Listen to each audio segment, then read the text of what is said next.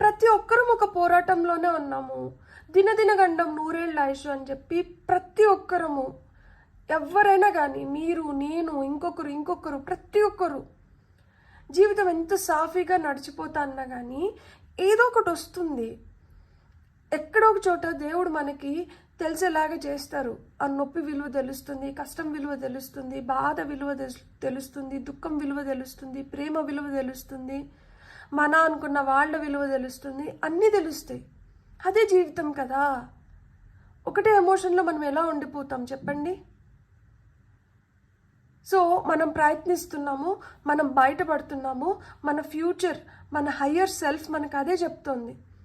అరే పిచ్చి, ఈరోజు మనకి ఇట్లా అనిపిస్తుంది కానీ రేపు చూసినావా నువ్వెంత హ్యాపీగా ఉండబోతున్నావో, రేపు చూస్తున్నావా నువ్వెంత స్మార్ట్గా తయారవుతున్నావో, రేపు చూసావా నువ్వెంత ముందుగానే పసిగట్టగలుగుతున్నావు.